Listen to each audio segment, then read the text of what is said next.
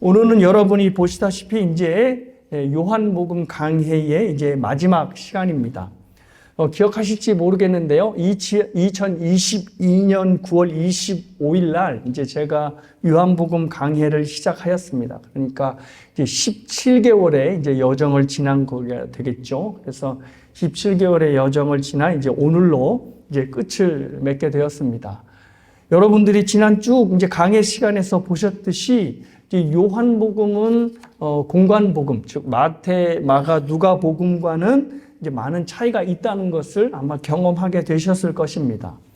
어떤 이제 글에서 공관복음과 이제 요한복음의 차이를 말하는 것을 읽은 적이 있었는데요. 그 차이를 이제 일간지와 월간지의 차이로 이렇게 비유하는 것을 이제 제가 읽은 적이 있습니다. 매일매일 발행되는 일간지, 이제 이게 신문이죠. 이제 이 일간지는 특징이 뭐냐면 이제 매일매일 일어나는 사건들을 어떤 특별한 해석 없이 이제 그대로 내보내는 것, 이것이 바로 이제 일간지의 특징이라고 할 수 있습니다. 그러니까 우리가 매일 읽는 신문이 바로 이제 그렇지요. 근데 이제 월간지는 그 매일매일 일어났던 사건 중에서 이제 하나를 딱 골라서 이제 심층 취재하는 것으로 이제 월에 딱 한 번 내보내는 것이 이제 월간지입니다. 공관복음은 이제 일간지처럼 예수님께서 하신 모든 사역들을 물론 이제 추리기도 했겠지만 대부분 이제 예수님이 하신 사역들을 거의 이제 대부분 그냥 이제 내보내 주는 것이 이제 공관복음이 하는 내용이었죠. 근데 요한복음은 이제 월간지처럼 예수님이 하신 모든 사역 중에 몇 가지만을 딱 골라서 심층적으로 다루는, 마치 주간지처럼 이제 그렇게 다루었다는 것입니다. 그래서 이 저자가 이제 공관복음은 일간지에 비교를 하고 요한복음은 이제 월간지에 비유를 하는 그런 이제 글을 이제 썼었습니다. 그런데 그 이제 해석이 저는 상당히 일리가 있다고 생각합니다. 요한복음은 여러분이 여기 20장 31절에서 이미 알고 있듯이 요한복음의 목적은 분명합니다. 예수가 하나님의 아들 그리스도이심을 믿게 하기 위해서 이제 이렇게 기록되었습니다. 그러니까 요한복음의 목적을 보면 그리고 끝을 다 읽으면 아하, 이게 예수가 그냥 나사렛 청년이 아니라 그는 하나님의 아들이시고 그리스도이시구나라는 것을 알게 되는 거죠. 그 목적으로 기록되었다는 것입니다. 그래서 요한복음을 보면 예수님께서 하셨던 많은 사역들이 쭉 열거되어 있는 것이 아니라 몇 가지의 가르침 그리고 몇 가지의 이적에 이제 집중되어 있습니다. 한번 좀 돌이켜 생각해 보실까요? 화면을 보시면 좀 기억이 날 것 같은데요. 요한복음을 보면 예수님의 가르침 중에서 많은 가르침을 다루지 않고 7가지 중요한 가르침들이 나옵니다. 그래서 뭐 기억하시겠지만 나는 생명의 떡이다, 세상의 빛이다, 양의 문이다, 선한 목자다, 또 부활과 생명이다, 길과 진리의 생명이다, 그리고 뭐 요한복음 15장에 나오는 나는 참 포도나무다. 이렇게 이제 예수님께서 이제 자신의 가르침을 설교하시고 그것을 이제 7개를 딱 따라서 가져와서 요한복음이 심층적으로 다룹니다. 그리고 이적도 마찬가지입니다. 공관복음에는 무수하게 많은 이적들이 나열되어 있죠. 열거되어 있는데 요한복음에서는 그 모든 것을 다루지 않고 마찬가지로 앞끝에서 7가지 가르침만 이제 딱 집어서 심층 취재를 했듯이 이적도 7개만을 딱 추려서 심층적으로 다루고 있습니다. 그리고 여러분이 이미 요한복음을 읽어서 아시겠지만 그 이적 뒤에는 반드시 그 이적을 설명하는 예수님의 설교가 동반되어 있죠. 그래서 예수님께서 베푸신 많은 이적 중에서 딱 7개 이적만 딱 다뤄서 예수님의 하나님 되심, 예수님의 그리스도 되심을 굉장히 심층적으로 요한복음이 다루고 있습니다. 그래서 여러분들이 공관복음을 읽다가 요한복음을 읽으면 이거는 깊이로서 좀 차이가 있는데 라고 하는 느낌을 경험할 수 있으실 것입니다. 자, 그런 의미에서 보면 이제 요한복음의 마지막 장 그리고 공관복음의 마지막 장을 비교해 보면 또 차이가 납니다. 공관복음에서는 저 그림으로 보시면 예수님께서 제자들에게 마지막 당부를 하시고 일종의 지상명령이죠. 여러분이 아시다시피 내 증인이 되리라고 하는 지상명령을 하시고 저 하늘로 승천하시는 것으로 마태, 마가, 누가복음의 끝장이 이제 저렇게 이제 마무리가 됩니다. 근데 요한복음은 다릅니다. 요한복음은 이미 여러분이 읽다시피 예수님이 마지막으로 제자들과 함께 하는 시간의 장면으로 이제 요한복음이 끝이 나게 됩니다. 그러니까 예수님을 보다 더 심층적으로 다루려고 하는 이 저자인 사도 요한의 의도가 이 요한복음의 마지막 장까지도 이제 적용되어 나타나는 것입니다. 그래서 제가 이제 제자들과 갈릴리에서 보내는 이 마지막 시간을 이제 마지막 수업이다라고 하는 타이틀을 붙여서 이제 3주 전부터 이제 설교를 했지요. 좀 마지막 수업 첫 번째, 두 번째, 그리고 오늘 이제 마지막 수업 세 번째 시간으로 이제 여러분이 함께 하고 계십니다. 여러분이 이제 설교 제목에서 이제 받으시 알다시피 오늘 마지막 수업에 대한 내용은 바로 뭐냐면 부르심입니다. 예수님께서 제자들과 마지막 수업을 하시면서 뭐의 내용에 집중하셨냐면 부르심에 대한 내용에 집중하셨습니다. 그래서 요한복음에서 이제 제자들에게 마지막 장으로 남기신 가르침이 바로 이것입니다.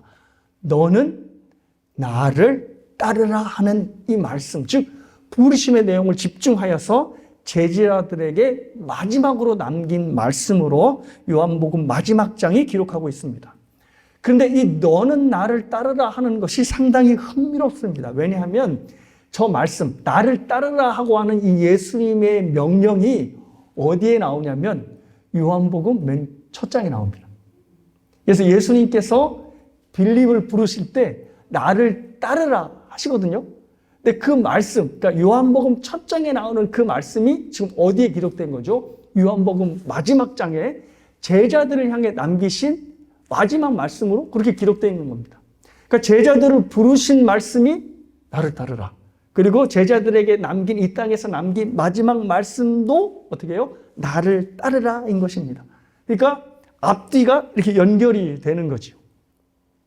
자, 너는 나를 따르라 하는 이 말씀이 제자들에게 남긴 마지막 말씀이고 이 나를 따르라 하는 이 말씀에는 제자들이 끝까지 주님의 제자로서 따라야 할 부르심의 내용이 집약되어 있습니다.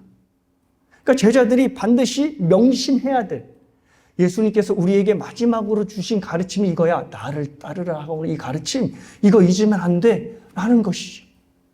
그래서 요한복음의 마지막 장에 그 말씀이 나온 것입니다. 근데 이것은 말씀드렸지만 당시의 제자들에게만 필요한 말씀이 아니라 우리에게 역시 요한복음의 마지막 남기신 말씀으로 봐야 한다는 겁니다.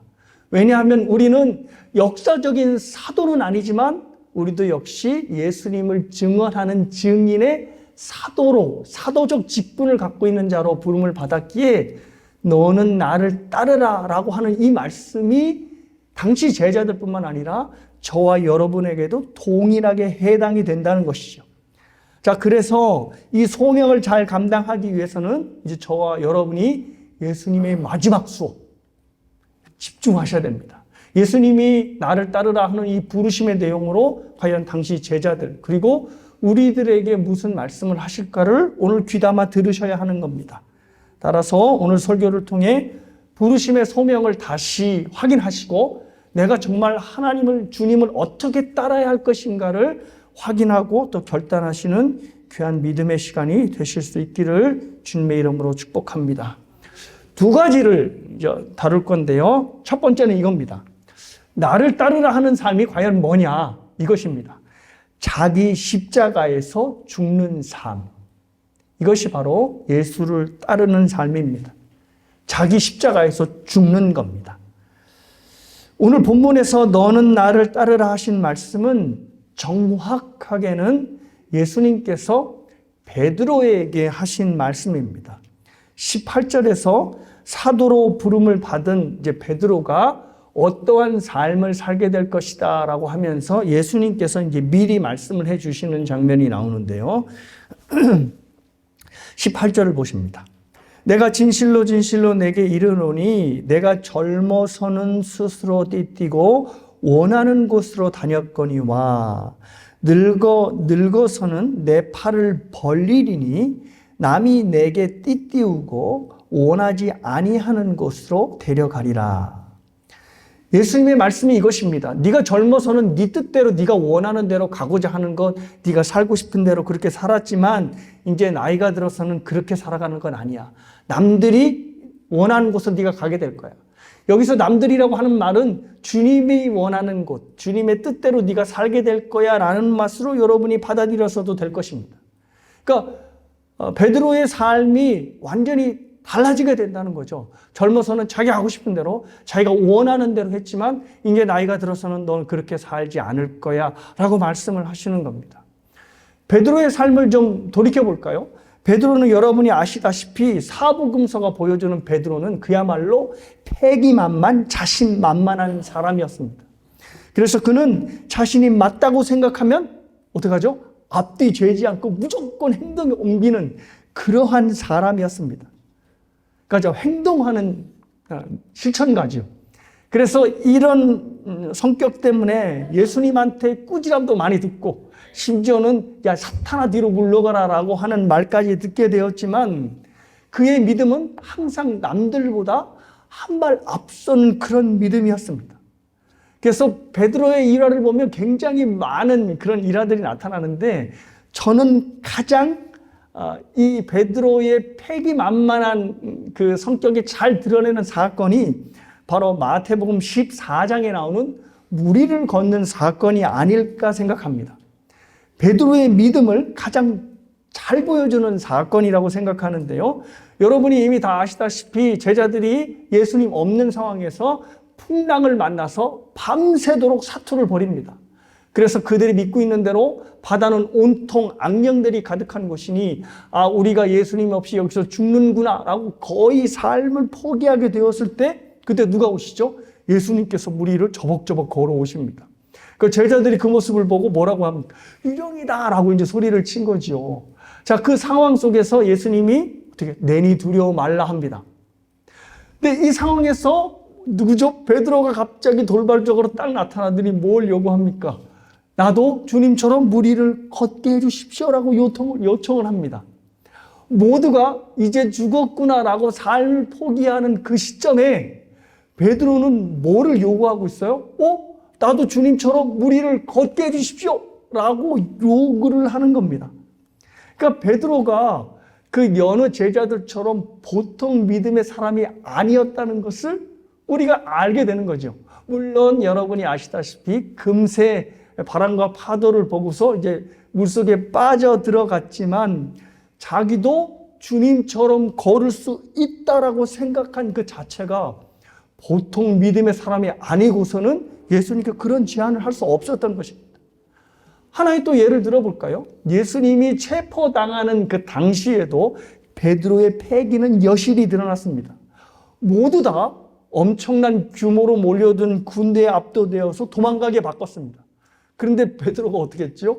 혼자 칼을 빼들어서 요한복음에 의하면 성전 경찰인 말고의 귀를 베었습니다. 그러니까 참으로 베드로는 다르죠. 베드로다운 행동이었습니다. 그러니까 베드로의 삶의 곳곳에서 보면 베드로의 패기가 경험되는 것입니다. 그래서 예수님께서 뭐라고 말씀하시냐면 너는 젊어서 스스로 띠띠우고 원하는 곳으로 다녔다 라고 예수님께서 그의 삶을 평가하시는 겁니다.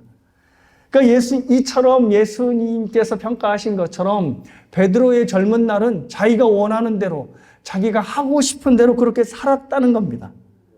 그래서 사실 주님의 뜻을 쫓아 살기보다는 자신의 뜻을 쫓아 살았다는 것이 베드로의 삶의 요약이라고 할 수 있습니다. 자, 그런데 그렇게 이제 안 살게 된다는 거죠. 늙어서는 바뀌게 될 것이라는 겁니다.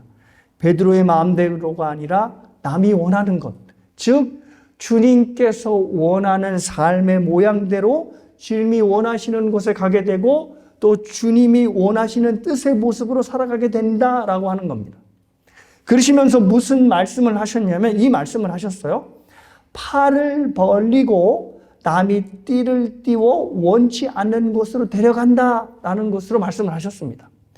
근데 19절 상반절에 예수님이 여기에 대해서 뭐라고 부연 설명하시냐면, 요한이 상반절을 뭐라고 설명했냐면 베드로의 죽음을, 베드로가 어떻게 죽을 것인지를 예언한 것이다 라고 이제 요한은 그렇게 기록하고 있습니다. 그도 그럴 것이, 여기에 팔을 벌리다 라고 하는 표현은 그 당시에 십자가의 죽음을 의미하는 일종의 관용구였다고 합니다. 그러니까 팔을 벌리다라고 하는 것은 그냥 팔을 벌리는 의미가 아니라 십자가에서 베드로가 죽을 것이다 라고 예수님이 미리 말씀해 주셨다는 거죠. 그리고 또 남이 띠를 띠워 원치 않는 곳으로 데려간다라는 말도 십자가의 죽음을 의미하는 것이었다 합니다. 보통 십자가 사형을 선고당하는 사람은 자기가 지을 십자가를 지고 가죠. 근데 여기서 그 표현이 바로 남이 띠를 띠워 원치 않는 곳으로 데려간다라고 하는 역시도 십자가의 베드로 죽음을 의미했다는 겁니다. 그래서 여러분이 아시다시피 베드로는 예수님처럼 어떻게 해요? 십자가에 달려 죽게 되는 거죠. 그래서 제가 그림으로 내가 어떻게 예수님과 똑같이 죽을 수 있겠습니까 하면서 베드로는 어떻게 죽죠? 십자가에 거꾸로 매달려 이제 죽게 되는 거죠. 근데 여기에 이제 전통에 의하면, 내려오는 어떤 전승에 의하면 베드로가 십자가에 거꾸로 죽지 않았다고 보는 역사가들도 있었던 모양입니다. 우리가 잘 들어보셨던 유세비우스라고 하는 역사가는 베드로가 우리가 아는 것처럼 십자가에 거꾸로 못 박혀 죽었다 이렇게 문헌에 기록되어 있는 반면에, 클레멘트나 토툴리안 같은 교부들의 문서를 보면 베드로는 십자가에 못 박혀 죽었다라고 하는 것만 기록되어 있지 그가 거꾸로 못 박혀 죽었다라고 하는 것은 기록되어 있지 않다 합니다. 그러니까 정말로 뭐 거꾸로 못 박혔는지 아니면 예수님처럼 그냥 제대로 못 박혔는지는 알 수 없지만 분명한 결론은 이것입니다. 베드로도 예수님처럼 십자가에 못 박혀 죽었다는 것입니다.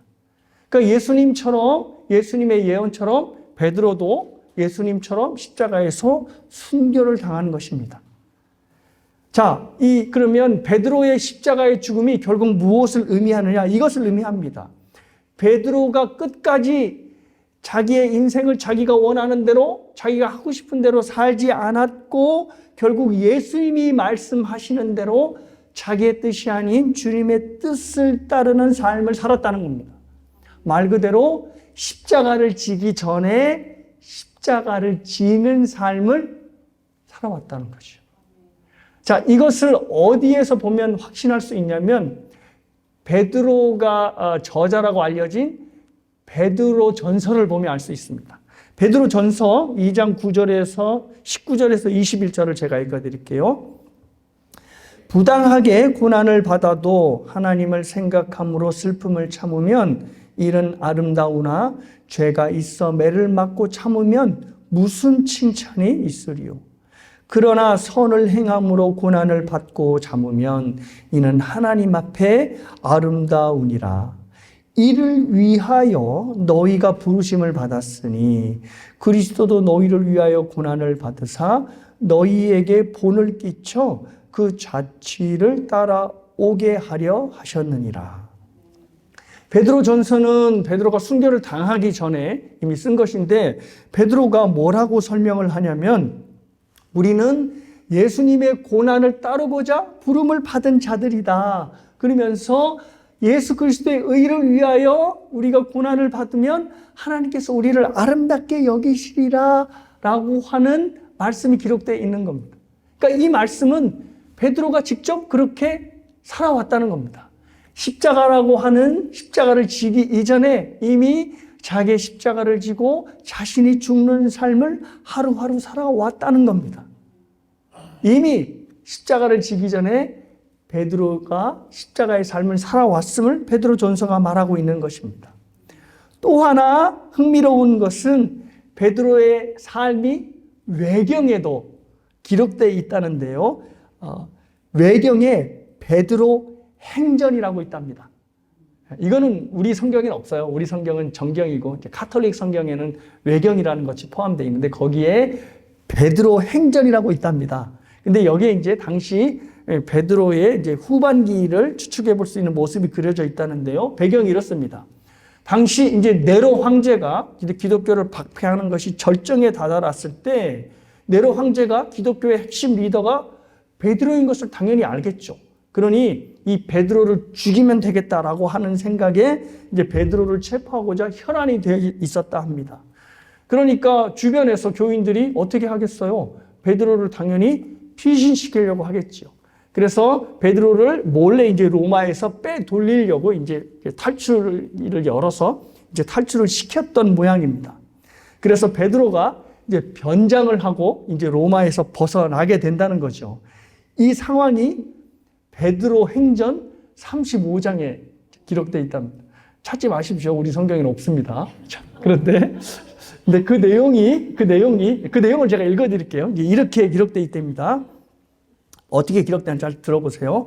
베드로가 성문에 다다랐을 때에 베드로는 주님께서 로마로 들어오시는 것을 보았습니다. 베드로가 주님을 향해 주여 어디로 가시나이까 하고 물었습니다.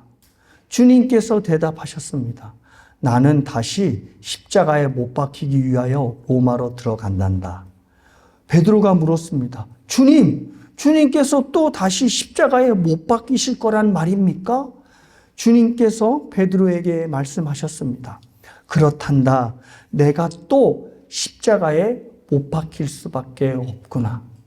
그때 베드로는 정신이 들었습니다. 베드로는 크게 기뻐하며 주님을 찬양하며 다시 로마로 돌아갔습니다.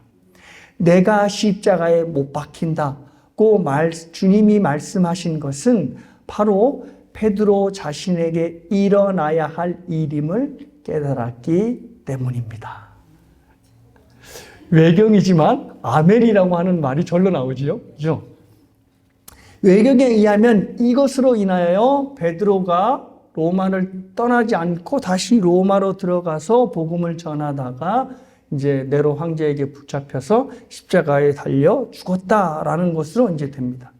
그래서 그 내용으로 영감을 받은 그 유명한 소설과 영화가 여러분이 알고 계시던 코바디스. 코바디스가 라틴어로 무슨 뜻이냐면 주여 어디로 가십니까? 라고 하는 뜻입니다. 그러니까 이 외경에 이제 영감을 받아서 이제 소설과 영화가 만들어진 것이죠. 자, 베드로 전서 그리고 외경인 베드로 행전을 통해서 베드로의 모습을 보면 나를 따르라라고 하는 주님의 명령을 받은 제자가 어떠한 삶을 살아야 할지를 분명히 알 수가 있습니다. 18절의 말씀처럼 나를 따르라, 즉 주님을 따르는 삶은 내가 원하는 것으로 가고 내가 원하는 뜻을 세우는 삶이 아닌 것임을 알 수 있습니다. 내가 하기 싫어도 내가 가기 싫어도 누가 원하시면 주님이 원하시면 발걸음을 돌리고 자기의 뜻을 내려놓고 주님의 뜻을 세워야 하는 삶인 것을 말씀을 하시는 겁니다. 이 삶이 바로 주님을 따르는 삶이고 요한복음 마지막을 통하여 우리에게 부탁하시는 말씀인 것입니다. 다른 사람이 어떠한 길을 가든 어떠한 선택을 하든 거기에 눈을 돌리지 않고 누가 뭐래도 주님을 쫓아가는 삶. 그래서 정작 내가 지어야 될 십자가라면 그것을 외면하지 않고 심지어 십자가에서 죽는 삶을 선택하더라도 주님을 따르는 삶. 이것이 바로 소명자의 삶이고 부르심의 삶인 것을 말씀하시는 것입니다. 사랑하는 여러분, 제자라고 하는 이름으로 불리워지는 모든 사람들은 다른 삶을 사는 것이 아니라 스승의 삶을 쫓아가는 사람들을 바로 제자라고 합니다. 그러니까 저와 여러분이 누구의 제자죠? 예수 그리스도의 제자라고 한다면 우리는 무조건 예수님을 스승으로 쫓아가야 되는 삶을 살아야 하는 것입니다. 내가 제자 되기 이전에 어떠한 삶을 살았고 어떠한 뜻을 세웠고 또 어떠한 가문 속에서 살아왔는지 상관하지 않고 예수님을 나의 스승으로 나의 마스터로 모셨으면 그분이 원하는 뜻을 찾아가야 되는 삶이 바로 제자의 삶이고 저와 여러분의 삶인 것입니다. 그래서 이것이 바로 제자의 숙명이 되는 것이죠. 그 길이 목숨을 내어놓는 일이라 할지라도, 그리고 그것이 고통이 된다 할지라도 너는 나를 따르라 하는 이 부르심을 붙들고 사는 것이 바로 제자의 삶이고 저와 여러분의 삶인 것입니다. 너는 나를 따르라 명령하신 주님의 부르심을 순종하시는 여러분 모두가 되시기를 주님의 이름으로 축복합니다. 여러분의 뜻을 내리시고 주님의 뜻을 쫓아가시는 여러분 모두가 되시기를 바랍니다. 두 번째, 주님을 따르는 삶의 의미가 이것입니다. 무엇이냐면 부르심의 차이를 인정하라입니다. 예수님께서 제자로 우리들을 부르셨습니다.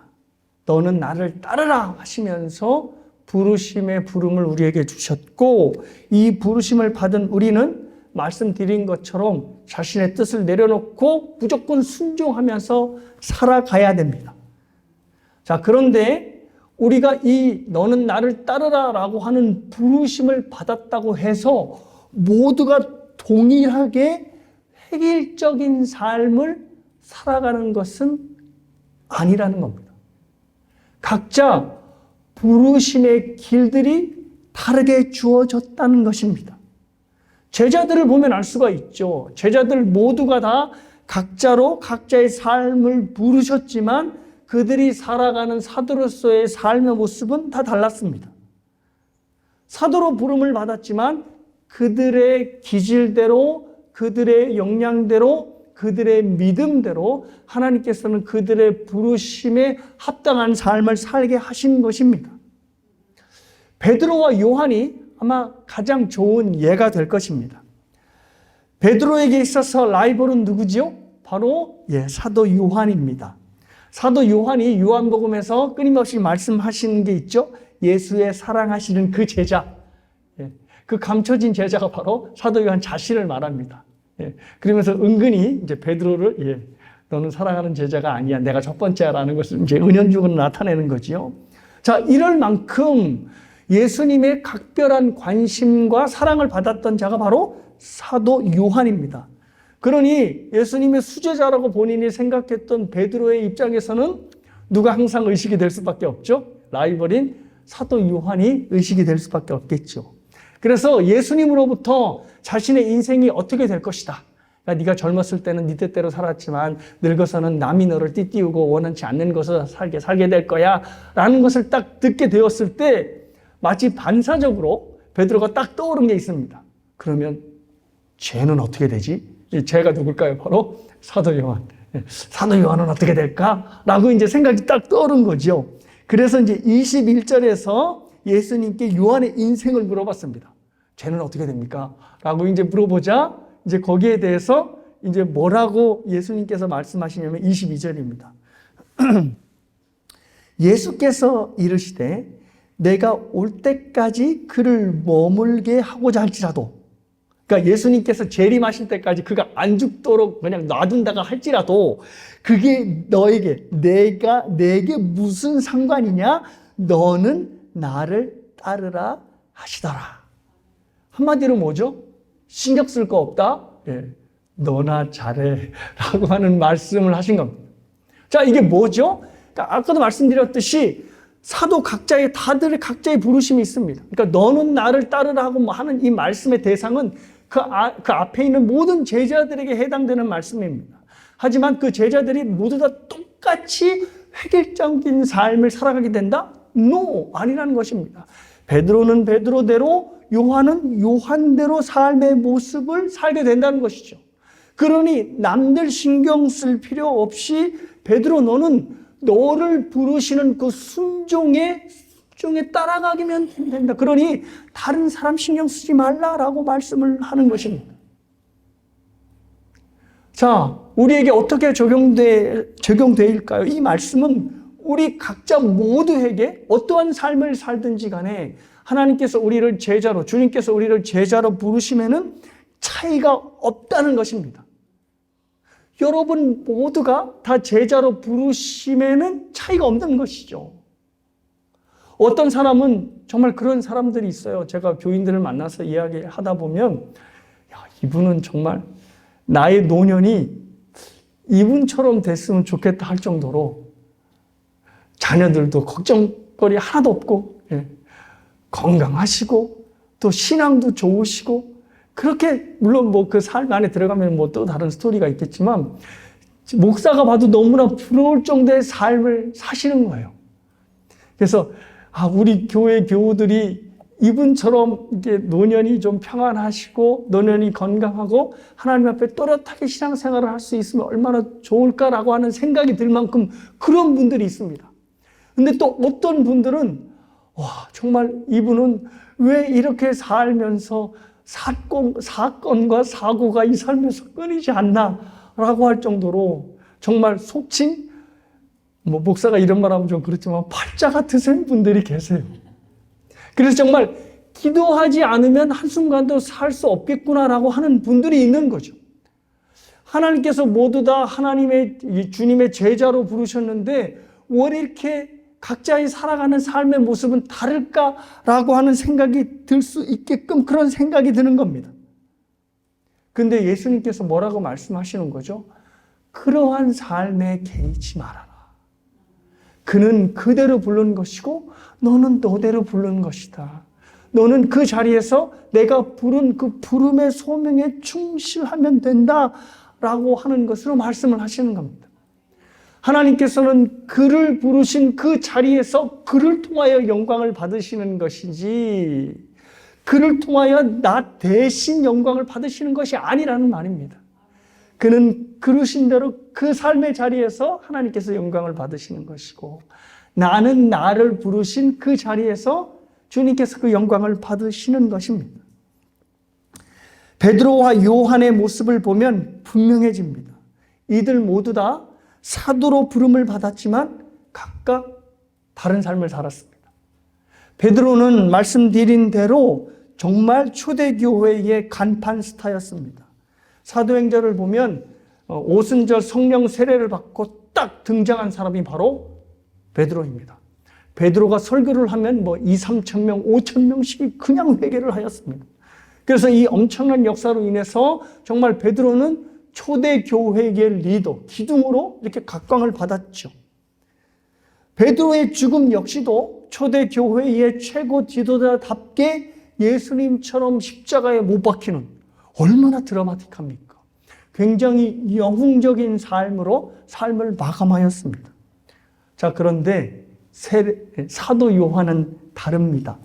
사도 요한도 역시 사도의 사명은 감당하긴 했지만 베드로처럼은 드라마틱하지 않습니다. 왜냐하면 여러분이 기억하실 수 있으실 것 같은데요. 예수님께서 십자가에게 사도 요한에게 뭘 부탁하셨죠? 바로 마리아를 부탁하셨습니다. 마리아를 보시며 어머니 아들입니다. 그리고 마리아에게 누구죠? 사도 요한을 보면서 보라 내 어머니라고 하는 말씀을 하셨습니다. 그러니까 예수님께서 돌아가시면서 십자가에서 이 마리아를 사도 요한에게 부탁을 한 것입니다. 자, 추측을 좀 해보면 당시에 이스라엘 여자들이 15세에서 18세 사이에 결혼을 한답니다. 자, 그러면 이것을 감안하면 예수님이 돌아가셨을 때 마리아의 나이를 주로 50대 초반으로 우리가 추정할 수 있습니다. 그런데 전승에 의하면 마리아가, 어머니 마리아가 몇 살 때까지 살았냐는 전승이 있냐면 90세까지 장수하셨다 합니다. 자, 그렇다면 이제 마리아가 예수님이 승천하시고도 몇 년을 더 사신 거죠? 거의 40년을 더 사신 겁니다. 자, 그러면 예수님이 돌아가셨을 때 사도 요한이 예수님보다 좀 어리다고 생각하면 예수님이 30세, 이제 이렇게 조금 더해서 33세 돌아가셨다고 하니까 그러면 20대 후반이라고 사도 요한의 나이를 추측해 볼 수가 있겠죠. 그러면 요한이 60대 후반이나 70세까지 마리아를 모셨을 것으로 추측해 볼 수 있습니다. 꽤나 오랜 기간 동안 물론 무슨 한 집에 모시고 살았는지 아니면은 모르겠지만 십자가에서 분명히 사도 요한에게 마리아를 의탁했으니 사도 요한이 예수님의 유언을 받은 거잖아요. 그러니 신경 쓸 수밖에 없는 삶을 살았던 거죠. 자, 그러니 이러한 상상, 성경에 없는 겁니다. 그런데 이러한 상상을 해볼 수 있겠죠. 자, 초대교회 사도들이 모여서 열심히 이제 회의를 하고 있습니다. 그런데 갑자기 사도 중에 요한이 쑥처럼 일어나더니 뒤로 나갑니다.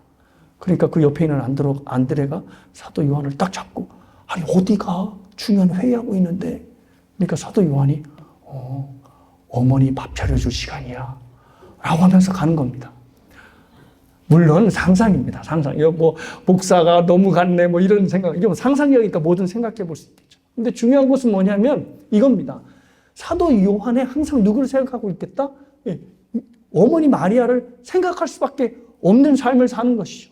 한번 생각해. 이 상상이 맞다면 다른 사도들은 다 짱짱하게 교회 사역이다, 교회 부흥이다, 또 앞으로 기독교가 어떻게 세계로 뻗어날 것인가 라고 하는 사역적인 것을 논하고 있는 때에 사도 요한은 어머니 밥 드실 시간이야 라고 하면서 딱 나가니 삶이 다른 것이죠.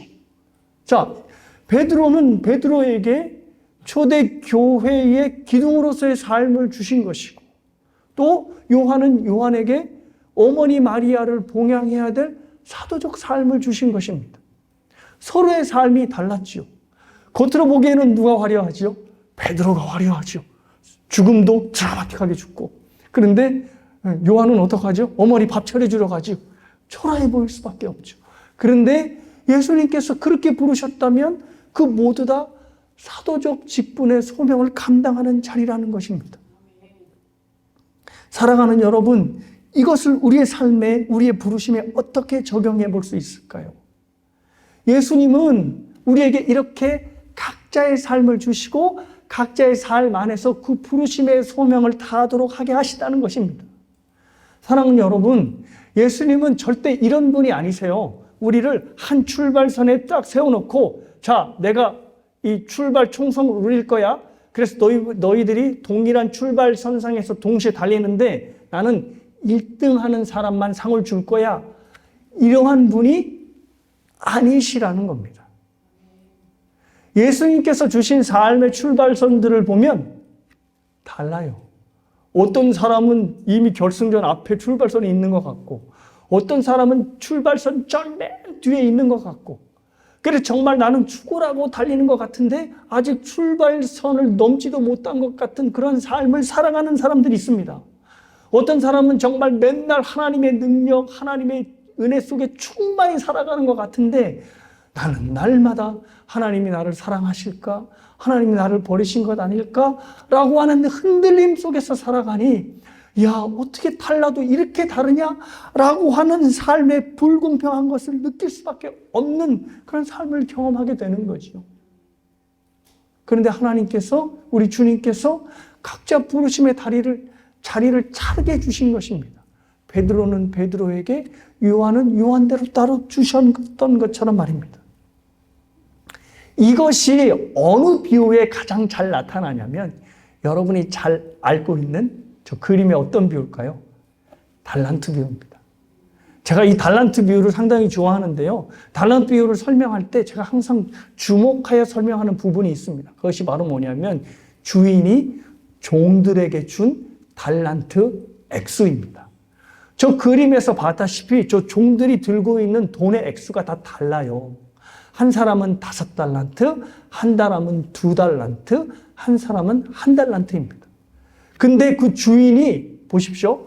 5달란트, 4달란트, 3달란트를 주지 않았다는 거죠. 자, 만약에 4달란트를 준 사람이면, 이 사람이면 죽을 힘을 다해서 8달란트를 남겼으면 5달란트 남긴 사람을, 5달란트 받은 사람을 이길 수 있습니다. 그러니, 자, 내가 열심히 일만 하면 더 5달란트 일한 사람을 이길 수 있다. 라고 하는 희망을 갖고 일을 할 테지만, 주인이 그 종에게 몇 달란트를 줬죠? 2달란트를 줬어요. 두 번째 사람에게. 그러니 아무리 열심히 일해서 2달란트를 벌으면 몇 달란트예요? 4달란트. 그러면 이거는 5달란트 받은 사람과 저요. 아무리 죽을 힘을 다해서 2배를 남겼는데도 아무것도 일을 안 해도 되는 5달란트 사람에게 지는 거예요. 그러니까 하나님 이 주인이 꼭 그렇게 차이를 두게끔 주셨어요. 1달란트는 죽으라고 2배를 남겼는데 2달란트 받은 사람, 아무렇게 일을 하지 않아도 2달란트 받은 사람과 동률이에요. 이처럼 주님께서 우리의 삶을 이렇게 출발하게 하신다는 거죠. 어떤 사람은 5달란트의 자리로 출발케 하시고, 어떤 사람은 2달란트 받은 상태로 출발케 하시고, 어떤 사람은 1달란트 받은 걸로 출발케 하시는 겁니다. 출발선이 어때요? 다 다른 겁니다. 자, 그런데 중요한 것은 뭐냐면 이 평가에 대해서 주인이 상대평가를 하지 않았다는 겁니다. 주인이 돌아와서 야, 5달란트 받은 사람이 10달란트 남겼으면 너도 적어도 이 사람만큼 10달란트를 남겨야 되는 거 아니야? 이렇게 평가하지 않으시고 2달란트 받은 사람이 2달란트를 남기자 어떻게 해요? 충성하였다. 네가 나를 위해 남겼구나라고 하는 절대평가를 하셨습니다. 그러니까 그가 남기기만 하면 되는 거예요. 얼마를 갖고 있었던 출발선이 뭐든 상관할 거 없이 주인이 오시는 그 자리에 와서 자신이 주인을 위하여 하신 일을 보여드리기만 하면 되는 거였어요. 그래서 절대평가라는 겁니다. 주님의 절대평가에서 중요한 것은 바로 이겁니다.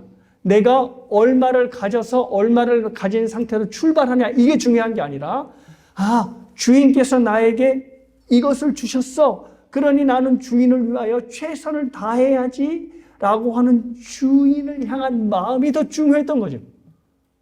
결국 자신에게 그 돈을 준 주인을 향한 마음이 어떠냐에 따라서 그 사람이 살아갈 인생의 내용이 달라지는 겁니다. 뭐를 보면 알 수 있죠? 마지막 종을 보면 알 수 있습니다. 이 마지막 종의 차이는 무엇이냐면 1달란트 받았다는 건 중요하지 않아요. 이 사람이 주인을 향한 마음이 글러먹었다는 겁니다. 뭐라고 말하죠? 당신은 굳은 사람이라. 아니, 아무것도 없는 사람한테 한 달란트는 지금으로 말해서 10억 이상이 되는 돈이에요. 그러니까 적은 돈이 아닙니다. 근데 아무것도 없는 사람에게 1달란트를 줬으면 그것이 은혜입니다. 그러면 감사해야죠. 그런데 그것을 준 주인에게 뭐라고 생각했냐면 당신은 굳은 사람이라. 이런 겁니다. 하나님, 왜 저 사람은 저렇게 팔자가 좋은 삶을 살고 나는 왜 이렇게 지리도 내 삶에서 사건, 사고가 끊이지 않는 겁니까? 하나님, 그럴 수 있는 겁니까? 그 말이 바로 이겁니다. 당신은 굳은 사람이라. 하나님, 어떤 목사들은 몇천 명 거느리고 큰 목회를 하는데 아니 저는 왜 맨날 이 모양 이 꼴입니까?